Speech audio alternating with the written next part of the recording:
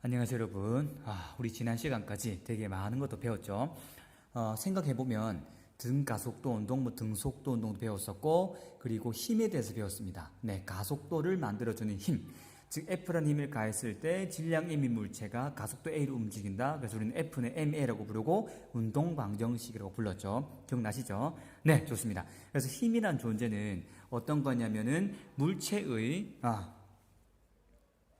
힘이라는 존재는 뭐냐면 물체의 운동 상태를 변화시켜줄 수 있는 원인이 되는 것이 힘이었습니다. 기억나실 거예요. 그래서 이 힘이 가해지게 되면 어떻게 되냐면은 질량 임미 물체가 뭐다? 가속도가 생기게 되겠죠. 맞죠? 정지되어 있다가 힘을 가게 되면 가속도가 증가하겠죠? 가속도가 증가한다는 것은 뭐를 의미하냐면 속도가 점점 증가할 수 있다는 것을 말합니다.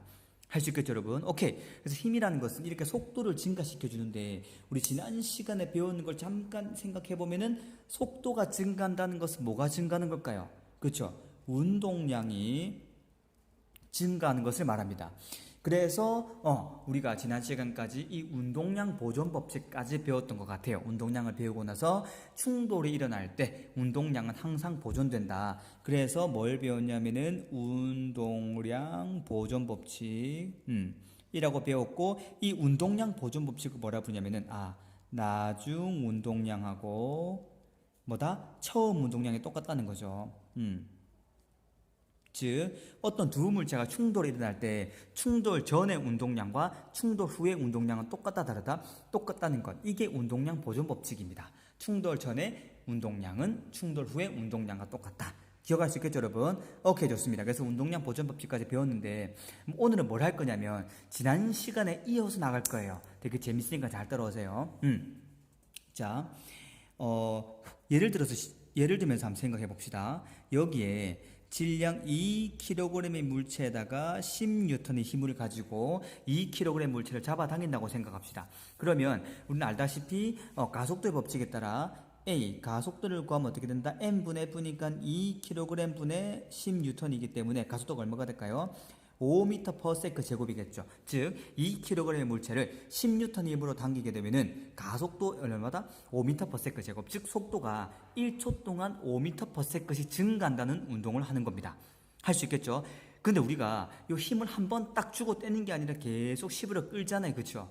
계속 끌기 때문에 속도가 1초 동안 5씩 증가하기 때문에 이 운동을 시간 속도 그래프로 한번 표현해 볼 수 있을 것 같아요. 어떻게 될까요? 0초일 때는 0이 납시다. 근데 10N을 가하게 되면 가속도가 5m/s이기 때문에 1초가 지나는 순간 속도는 5가 될 것이고 2초가 지나는 순간 속도는 10이 될 것이고 쭉 가가지고 만약에 시간이 5초가 되는 순간 속도는 얼마가 될까요?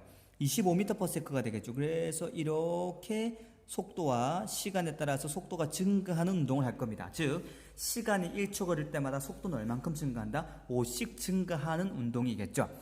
이해되죠 여러분? 자, 이걸 보면서 우리 뭘 생각할 수 있을까요? 힘이 가해지더니 힘이 일정한 시간 동안 계속 가해졌더니 뭐가 증가했다? 속도가 증가했죠. 자, 속도가 증가했다는 것은 뭐가 증가했다는 걸 말하는 걸까요? 그렇죠. 운동량이 증가한 것을 말하는 겁니다. 여러분 이해되시죠? 운동량이 증가했다. 즉 운동량이 어떻게 했다? 변화했다는 거죠. 아하, 운동량이 변화했구나 라는 것을 우리는 이해할 수 있는 거겠죠. 뭐냐?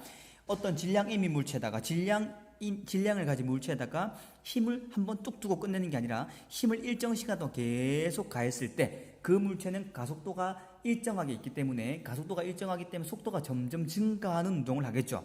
속도가 점점 증가한다는 것은 운동량이 증가하는 거겠죠. 즉 운동량이 변했다는 것을 말하는 겁니다. 그럼 이 운동 상황에서 우리가 운동량이 얼만큼 변했는지 알아볼게요. 자, 처음 운동량은 얼마일까요? 자, 이게 만약에 정지 상태에서 출발했다고 한다면 처음 운동량은 m 2kg 곱하기 속도가 제로니까 0이 되겠죠. 나중 운동량을 봅시다. 나중 운동량은 2kg의 물체가 속도가 얼마가 되었죠? 5초 뒤에 25m/s가 되었죠. 따라서 얼마가 됐다? 50kg/s가 되었죠. 이게 뭐다? 나중 운동량입니다. 할 수 있겠죠 여러분? 근데 신기한 거 뭔지 알아요? 잘 봐요 여러분. 우리가 10N의 힘으로 얼마다? 5초 동안 끌어당겼죠. 잘 봐요. 힘 얼마다? 10N이죠. 근데 우리가 작용한 끌어당긴 시간은 얼마다? 5초. 5세크. 이 값이 얼마가 될까요? 50 뉴턴 세크가 되죠. 자, 뉴턴 세크는 알다시피 이런 거예요. 뉴턴은 킬로그램 미터 퍼 세크 제곱인데 여기다가 세크를 곱해버리니까는 약분돼서 얼마가 된다? 50 킬로그램 미터 퍼 세크. 대박. 이게 뭘 의미할까요, 여러분? 이거 뭐냐면 운동량, 즉 어떤 힘으로서 힘 F로서 시간 T만큼 쫙 잡아당겼는데 10N의 힘으로 5초만큼 잡아당겼는데 그때의 물체의 운동량 변화를 구해보니까 무슨 값하고 똑같냐? 힘 10N으로 5초 동안 잡아당겼을 때 그 힘과 시간의 곱과 운동량의 변화하고 똑같다는 걸 우리가 찾아낸 거예요. 이해되시죠? 와, 대박 신기하죠, 이거? 그래서 여러분, 우리는 이걸 정리할 수 있습니다. 뭘 정리할 수 있었냐면, 일정 시간 동안 힘이 작용했다. 이때 이것은 뭘 불러일으켰다? 네, 운동량을 변화시켰다는 거죠. 이해되시죠, 여러분? 그래서 방금 봤던 거 뭐냐면 힘에다가 작용한 시간을 곱했어요. 이 힘과 작용한 시간을 곱한 값과 뭐가 똑같았죠? 운동량 변화하고 똑같다는 겁니다. 오호, 대박이죠? 우리가 지난 시간에 운동량 변화는 잘 배웠습니다. 뭐였다? 네, 질량은 변하지 않기 때문에 운동량 변화는 나중 속도 빼기 처음 속도죠. 나중 운동량 빼기 처음 운동량이기 때문에 나중 운동량을 mv라 하고 처음 운동량을 v0로 하면은 mv-mv0가 되는 거겠죠. 이해되시죠, 여러분? 오케이, 좋습니다. 근데 여기서 힘 곱하기 작용한 시간은 뭐냐면 이런 거죠. 힘을 기호로 F라고 합시다. 작용한 시간을 모르기 때문에 시간 간격 델타 T라고 합시다. 할 수 있겠죠. 그럼 이 힘과 시간을 곱한 값이 이 운동량 변화를 불러왔어요. 자, 이게 엄청나게 중요하겠죠. 왜냐? 힘을 일정 시간 동안 가했더니 그 물체가 나중 속도가 얼마인지 알 수 있었던 거죠. 이해할 수 있겠죠. 그래서 과학자들은 또는 물리학자들은 이게 너무 중요한 값이기 때문에 이름을 붙여야 됐을 것 같아요. 중요한 물리량이기 때문에 자, 생각해 봅시다. 어떤 정제한 물체가 힘을 받았다. 그럼 그 힘을 받았은 물체는 약간 충격을 받았겠죠. 그래서 이때 힘을 받은 양을 보고 뭐라 부르냐면 우리는 충격량이라고 불러요. 충격량인데 충격을 받다. 영어로 알파벳에 보면 impulse라는 값이 있습니다. impulse라는 단어가 있죠. 여기서 i를 따가지고 충격량을 나타내는 기호는 작용한 힘 곱하기 작용한 시간을 곱해서 뭘 나타낸다? 충격량이라고 우리는 부르게 되는 겁니다. 기억할 수 있겠죠? 이 충격량의 단위를 보게 되면은 힘의 단위는 뉴턴이죠. 그리고 시간에 대한 세커기 때문에 뉴턴 세크로 표시하기도 하고 뉴턴은 킬로그램 미터 퍼 세크 제곱이고 시간은 세크기 때문에 결론적으로 킬로그램 미터 퍼 세크, 즉 운동량의 단위와 똑같아요. 그래서 이렇게 우리는 충격량이 어떤 의미를 가지는지 이해할 수 있을 것 같아요. 충격량은 뭐냐면 운동량 변화량이다. 이 충격량을 구하는 방법은 힘 곱하기 작용한 시간이다. 기억할 수 있겠죠, 여러분? 자, 이거는 우리가 어려운 걸 설명하는 게 아니라 우리가 주위에 아주 많은 현상들을 설명하고 있습니다. 자, 여러분이 가만히 서 있는데 뒤에서 친구가 일정한 힘을 계속 민다고 생각합시다. 그럼 여러분 속도가 점점 빨라지겠죠? 그럼 여러분의 운동량은 증가하는 겁니다. 이거예요, 이거. 즉, 어떤 힘이 가해졌을 때 일정한 힘이 일정한 시간 동안 계속 가해지게 되면은 그 물체는 가속도가 일정하게 존재할 것이고 속도는 증가하겠죠. 즉, 다시 말하면은 운동량의 변화를 가져오는 겁니다. 즉, 운동량의 변화는 뭐다? 힘이 가져오고 그 힘에다가 시간을 곱한 것만큼이 뭐다? 운동량 변화량으로 우리는 생각할 수가 있는 것이죠. 할 수 있겠죠. 자, 근데 우리는 이것을 시간 그리고 힘 그래프로 표시할 수 있어야 될 것 같아요. 왜냐하면 힘 곱하기 시간이기 때문에 잘 보세요, 여러분. 되게 중요합니다. 시간, 힘 그래프가 있다고 합시다. 만약에 이러한 시간 힘 그래프가 있다고 한다면은 이 민 넓이는 얼마가 될까요? FT겠죠. 즉 힘 곱하기 시간이죠. 즉 시간 힘 그래프에서 민 넓이는 뭘 의미한다? 및 면적은 보다 축격량을 의미하겠죠. 이 말은 다른 말로 하면 뭐가 된다? 운동량 변화량이겠죠. 이해되십니까, 여러분? 오케이, 너무 중요해요, 이거. 그래서 시간 힘 그래프에서 민 면적은 충격량이고 그 충격량은 뭐다? 운동량 변화량을 의미한다. 근데 모든 시간 힘 그래프가 이렇게 이쁘게 이렇게 X축이 평행하게 준 건 절대 아닙니다. 이런 것도 있어요. 예를 들어서 이렇게 존재하는 뭐 시간, 힘 그래프도 있을 수도 있겠죠. 그리고 뭐 예를 들어서 다음 시간에 자세히 배울 거지만은 뭐 이렇게 시간, 힘 그래프가 존재할 수도 있어요. 근데 어떠한 형태로 생겼든 시간, 힘 그래프에서 민 넓이가 똑같다고 한다면 뭐가 똑같다? 충격량이 똑같다고 생각해야 됩니다.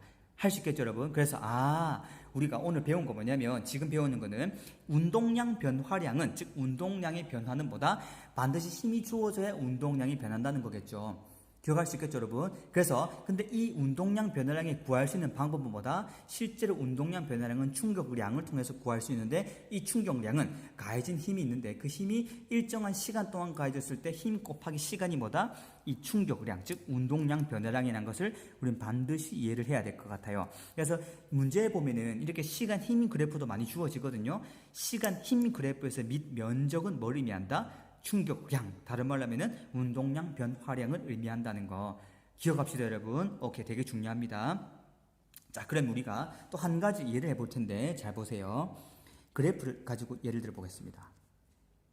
방금 그렸지만 이러한 시간, 힘 그래프가 있다고 합시다. 이거는 뭐냐면 시간에 따라서 힘이 자꾸 변하는 그래프예요. 자, 이 형태는 뭐냐면 시간이 변하더라도 힘은 똑같습니다. 똑같은 힘이 주어진다는 거겠죠. 얘는 시간이 변함에 따라서 뭐다? 힘이 점점 커지다가 다시 줄어드는 형태겠죠. 이렇게 시간에 따라 힘이 변하는 경우에는 약간 힘을 여러 가지로 막 다루기 힘들겠죠. 그래서 우리가 앞에서 배웠듯 속도가 변하는 등가속도 운동일 때 평균 속도를 많이 썼잖아요. 그렇죠? 마찬가지로 이렇게 시간 힘 그래프에서 힘이 자꾸 변하는 경우에도 뭘 주로 쓰냐면은 평균 힘을 많이 다루게 됩니다.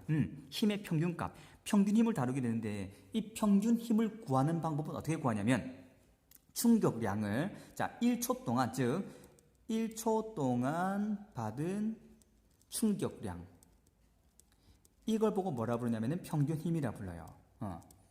자, 충격량은 뭐였죠? F 곱하기 델타 T였죠. 총 T라는 시간 동안 받은 힘, 요거를 시간으로 나누게 되면 뭐가 된다? 1초 동안 받은 힘이 되겠죠. 즉 1초 동안 받은 충격량이 되는 것입니다. 이걸 보고 뭐라 부른다? 평균 힘. 그래서 F를 보고 뭐라 부른다고? 평균 우리는 힘이라고 부를 수 있는 거겠죠. 어렵지 않죠, 여러분? 오케이. 그래서 1초 동안 받은 충격량이 뭐다? 평균 힘이다. 이렇게 이해해주면 될 것 같아요. 그래서 F 곱하기 델타 T가 아까 방금 배웠지만 충격량이었고, 이 충격량을 시간으로 나누었으니까, 맞죠? 이것은 뭐냐면 전체 시간 동안 받은 충격량. 근데 이거를 시간으로 나누게 되면 1초 동안 받은 충격량이겠죠. 이걸 보고 우리는 평균 힘이라 부른다. 반드시 이해하도록 합시다, 여러분. 오케이, 좋습니다. 자, 그러면 우리가 실제로 이 운동량 변화량이 진짜 충격량인지 수식으로 잠깐 알아볼게요. 자, F는 MA라는 식으로 너무 잘 알고 있죠. 이거 조금 다른 말로 번역하면은 M 곱하기 시간 변화분의 속도 변화죠. 오케이. 자, 이건 또 이렇게 쓸 수가 있어요. M 곱하기 시간 변화분의 나중 속도 마이너스 처음 속도. 맞죠? 오케이. 그럼 이건 이렇게 쓸 수 있겠네요. F 곱하기 델타 T. 힘 곱하기 시간 변화는 MV 마이너스 V0. 자, 여기 중요한 거 등장하죠. 얘는 뭐다? 운동량 변화. 얘는 뭐가 될까요? 충격량이다. 너무 중요하겠죠. 그래서 이 수식적으로도 운동량 변화량은 충격량이라는 것을 충분히 우리는 이해할 수 있을 것 같습니다. 할 수 있겠죠. 자, 그러면 이 운동량 변화량의 충격량이다. 운동량 변화라는 것을 우리는 일상생활에서 많이 쓰고 있습니다. 알게 모르게. 뭐가 있냐면 잘 생각해봐요. 운동량이 커질수록 좋아지는 게 뭐가 있을까요? 예를 들어볼까요, 한번? 자, 혹시 야구 좋아하는 사람 있나요? 야구 선수들이, 투수들이 공을 던진다, 그쵸? 공을 던질 때 보면은 손에 있던 공을 놓게 됩니다. 놓게 됐는데 공이 쫙 빨리 가잖아요. 그럼 나중 속도가 빠를수록 되게 좋은 겁니다. 왜냐? 타자들 치기 힘든 거니까. 즉, 운동량 변화량이 클수록 투수한테는 좋은 거겠죠? 또 뭐가 있냐면, 볼링. 혹시 좋아하는 사람 있나요? 볼링 좋아하는 사람? 네, 쌤 볼링 되게 좋아하는데, 볼링 같은 경우도 우리 공을 던진다, 그쵸? 공을 던질 때 공에 딱 나아가는 그 마지막 속도가 크면 클수록 핀이 잘 쓰러지잖아요. 즉 뭐냐면 이 운동량 변화량이 크면 클수록 그만큼 볼링공이 쫙 나가가지고 열심히 핀을 빵 쓰러뜨리는 거겠죠. 즉 이렇게 운동량 변화량이 큰 경우를 잘 살펴봐야 돼요. 자, 여러분 잘 봐요, 여러분. 충격량은 뭐다? 운동량 변화량. 이거 있다. 그쵸? 그럼 운동량 변화량을 크게 하기 위해서 어떻게 생각하면 되냐면 충격량을 크게 해야 돼요. 즉 운동량을 크게 하기 위해서는 뭐를 크게 해야 된다? 네. 충격량을 크게 해야 돼요. 그럼 충격량을 크게 하기 위해서는 충격량은 I는 어떻게 된다?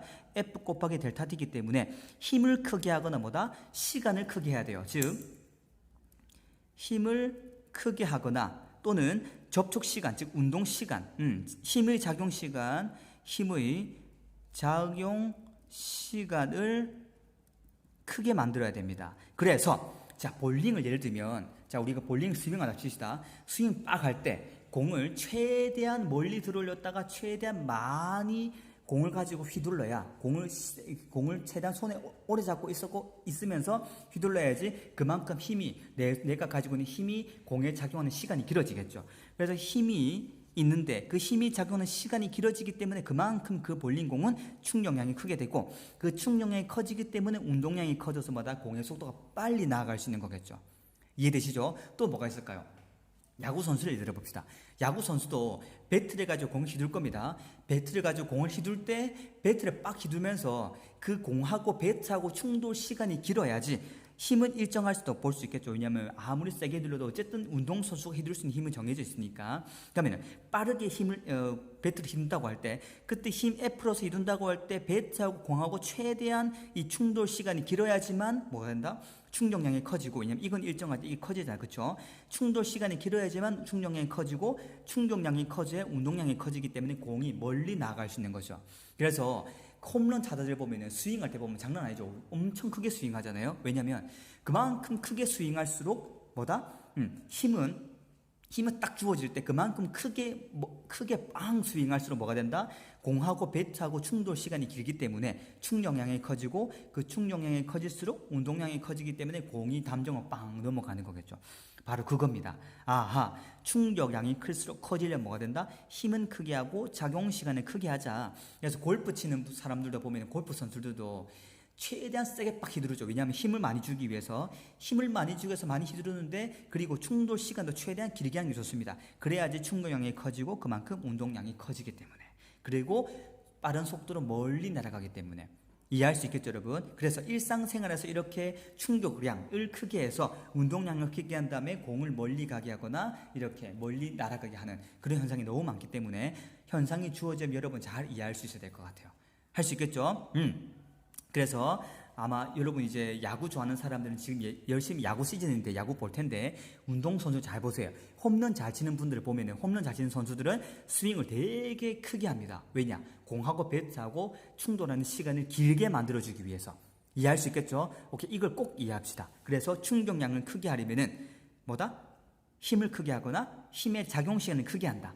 그렇게 해서 충격량을 크게 하면은 운동량이 크게 되고 운동량이 크다는 것은 뭐가 된다? 나중 속도가 그만큼 크다는 거겠죠. 그러면서 공이 멀리 날아가게 되고 볼링 같은 경우 속도가 빨리 가게 되는 것입니다. 기억할 수 있겠죠? 오케이, 너무 중요한 기억합시다. 예를 들면 야구, 볼링, 골프 되게 다양한 게 있었기 때문에 이런 상황에 대해서 우리는 운동량 변화를 반드시 잘 기억할 수 있을 것 같아요. 할 수 있겠죠? 오케이, 좋습니다. 그러면 우리가 이제 그 다음 이거에 대한 복습 문제 풀어보고 넘어갈 텐데 오늘 배웠던 거 잠깐 복습해 봅시다. 오늘의 키워드는 뭐가 된다? 충격량이었어요. 이 충격량은 뭐가 된다? 운동량 변화량이다. 기억합시다. 그래서 어떤 충격량은 뭐냐면 어떤 힘이 일정 시간 동안 작용했을 때 그 힘 곱하기 작용한 시간을 하게 되면 뭐가 된다? 운동량이 변화량 값이 된다. 그래서 이렇게 시간 힘 그래프의 민 면적이 충격량이 되고 충격량 그래프가 넓이가 똑같으면 그래프 개형이 달라도 뭐가 된다? 충격량은 똑같다는 거 기억할 수 있겠죠? 그래서 이제 충격량을 늘리기 위해서는 뭐다? 즉 운동량 변화량을 늘리기 위해서는 충격량을 크게 해야 되고 이 충격량을 크게 하기 위해서는 힘을 크게 하거나 힘의 작용 시간을 크게 하면 좋을 것 같다 라고 우리는 배웠습니다. 할 수 있겠죠, 여러분? 오케이, 그럼 문제 풀고 마무리하도록 하겠습니다.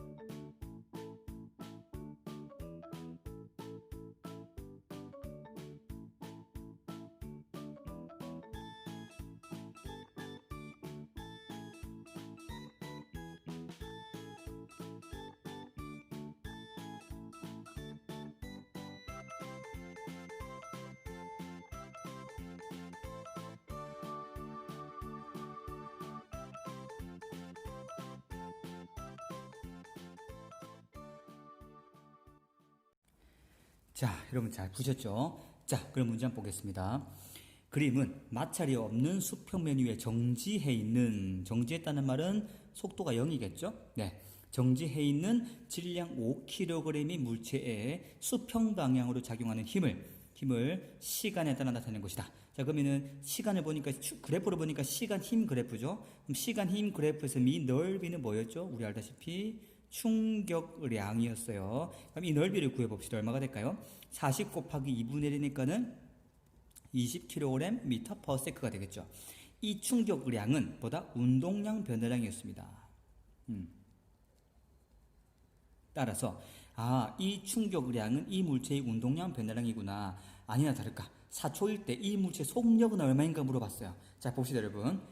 충격량은 운동량 변화량은 20kg 이거였어요. 근데 처음에 정지해 있다 했기 때문에 처음 운동량 얼마일까요? 처음 운동량은 0입니다. 그쵸? 처음 운동량은 0. 나중 운동량은 얼마일까요? 나중 운동량은 얼마다? 5kg. 질량이 5kg이니까 5kg 곱하기 속력이 얼마다? 모르죠. V를 합시다. 4초대 속력 구하는 게 우리 목적이니까. 따라서 이 10N의 힘을 4초 동안 이렇게 점점 힘이 증가하다가 4초 때까지 이렇게 힘이 가해졌잖아요. 이때 총 충격량이 즉 운동량 변화량이 이만큼인데 이거는 나중 운동량 5kg 곱하기 V 빼기 처음 운동량 제로. 따라서 V는 얼마가 될까요? 나누게 되면은 4m per sec. 이렇게 우리는 충분히 구할 수 있을 것 같습니다. 할 수 있겠죠? 이게 바로 우리는 이제 충격량, 즉 운동량 변화량을 이용해서 나중 속력 구할 수 있는 부분입니다. 잘 이해되죠, 여러분? 오케이, 좋습니다. 자, 그 다음 보겠습니다. 그림은 질량 m인 공이 V의 속력으로 벽의 수직으로 충돌한 후 0.3V의 속력으로 정반대 방향으로 튀어나오는 것을 나타낸 거래요. 자, 조심해야 되겠습니다.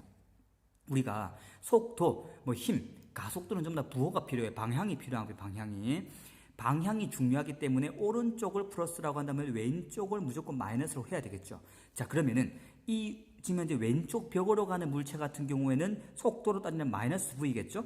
이해되죠, 여러분? 속력이 됐기 때문에 V지 속도는 마이너스 V입니다. 왼쪽으로 가기 때문에. 그럼 이 0.3V는 플러스 0.3V라고 우리는 적을 수 있겠죠. 오케이, 좋습니다. 그러면 이제 세팅했고 현재 봅시다. 벽과 충돌 전후 공의 운동량 변화량의 크기를 물어봤어요. 운동량 변화량의 크기는 어떻게 된다? 나중 운동량 마이너스 처음 운동량이겠죠. 그래서 우리 뭘 구해야 되냐면은 나중 운동량도 구해보고 처음 운동량도 구해볼 거예요. 자, 나중 운동량 구해봅시다. 오케이. 나중 운동량은 어떻게 될까요? 나중 운동량은 오른쪽 방향으로 질량 m이 물체가 가기 때문에 질량 m 곱하기 얼마다? 오른쪽이니까 0.3v. 이해되죠? 자, 처음 운동량 어떻게 될까요? 처음은 질량 곱하기 왼쪽으로 오기 때문에 마이너스 v겠죠. 따라서 마이너스 mv가 됩니다. 이해되시죠, 여러분? 오케이, 좋습니다. 그럼 운동량 변화량의 크기를 구하려면 델타 P를 할게요. 운동량 변화량 크기는 나중 운동량 빼기 처음 운동량 0.3 mv 마이너스 처음 운동량 마이너스 mv. 따라서 얼마가 된다? 1.3 mv. 따라서 운동량 변화량의 크기는 1.3 mv구나. 이해할 수 있겠죠, 여러분? 오케이, 기억은 맞습니다.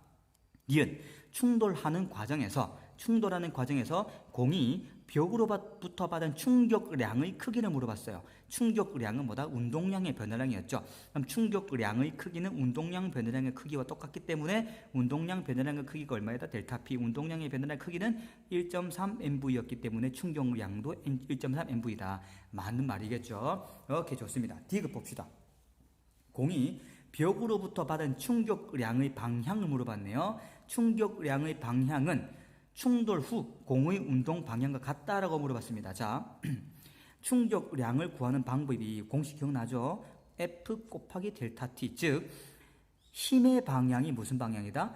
네, 충격량의 방향이에요. 그래서 기억합시다. 힘의 방향이, 즉 물체에 가해진 힘의 방향이 무슨 방향이다? 충격량의 방향. 이해할 수 있겠죠? 자, 위에 문제 볼게요. 그러면 왼쪽으로 V만큼 움직이다가 힘이 왼쪽으로 가해졌을까요? 오른쪽으로 가해졌을까요? 왼쪽으로 움직이는데 힘이 왼쪽으로 가해지면 속도가 증가하겠죠. 근데 그게 아니라 속도가 감소했다가 제로가 되었다가 다시 오른쪽 운동하기 때문에 이 왼쪽으로 운동하는 이 반대 방향으로 힘이 가해졌을 거예요. 이해되죠? 반대 방향으로 힘이 가해졌기 때문에 속도가 감소했다가 다시 오른쪽으로 증가할 수 있는 겁니다. 이해되시죠, 여러분? 오케이. 그래서 이 상황에서는 속도가 이 충돌하거나 속도가 감소한 다음에 오른쪽으로 증가했네. 즉 힘은 벽으로부터 힘은 이 처음의 운동 방향 반대 방향으로 힘이 작용했구나. 이렇게 해서 이 힘의 방향이 충격량의 방향이다. 그럼 이때 충격량은 나중 물체의 운동 방향과 일치하는 거겠죠. 그래서 충돌 후에 공의 운동 방향과 똑같다는 말이 성립이 되는 겁니다. 할 수 있겠죠? 자, 또 예를 들어볼까요, 한번? 만약에 여기서 물체를 자연압값 시키자.